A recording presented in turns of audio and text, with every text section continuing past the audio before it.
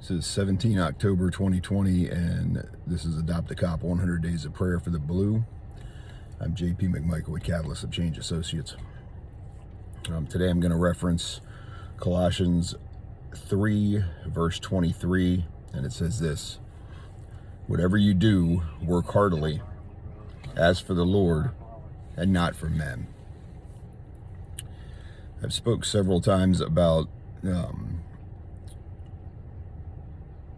the state of things that are going on around the country in regards to law enforcement, and you see a lot of these younger folks that are in the field that are retiring.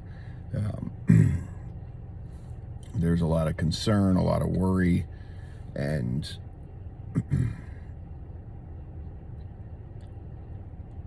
I have spoke about staying focused on your mission, and that this will pass, and it will. We've seen it before,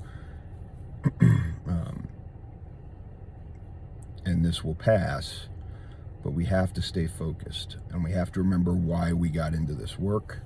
And I think this verse speaks to that perfectly. We are not doing this work to make the masses happy. We're not doing this work to make the media happy. We're doing this work because this is what we have been called to do.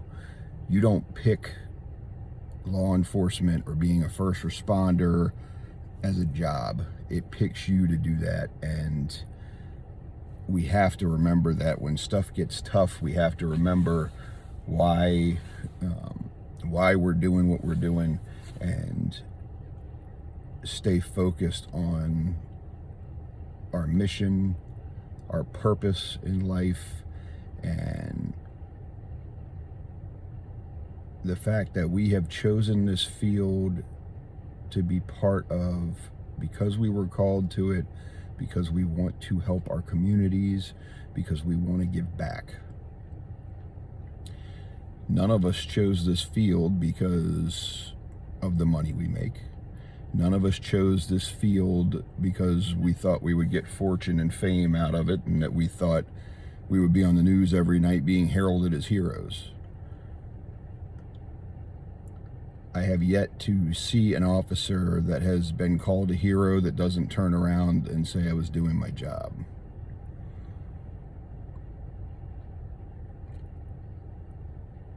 Remain, as tough as it gets, remain focused, and not just on our work, not just on our jobs, but anything that you go after in life, because there's always going to be somebody somewhere that is going to be negative about it. The joy of social media is all the little trolls that lurk around and have their negative comments to make about everything that we do. And, you know, they sit in their mom's basement and they type all this stuff on a keyboard, yet if you ever met them in person, they would never in a million years have the courage to stand up and say what they've typed. So when you're seeing comments like that, let them go in one ear and out the other. Remember what you are doing, why you're doing it, the purpose behind it, and stay focused on your mission. Do not let anybody detract you from it, because people always have their own agenda. They always have themselves in mind, and whenever someone is doing better than them, they are very quick to try to find the negative in it. They're quick to try to find the reason why the person shouldn't be doing what they're doing, and they will look for every bit of negativity, anything to bring you down and to try to make you doubt why you're doing what you're doing. No one ever got successful in whatever they did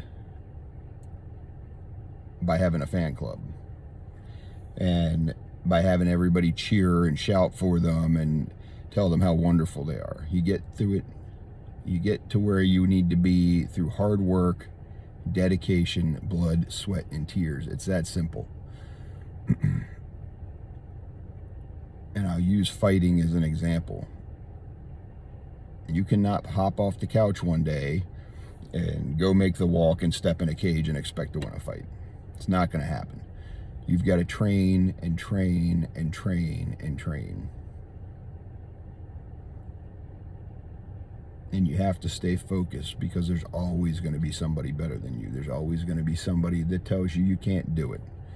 Take that, turn it around, and use it for motivation.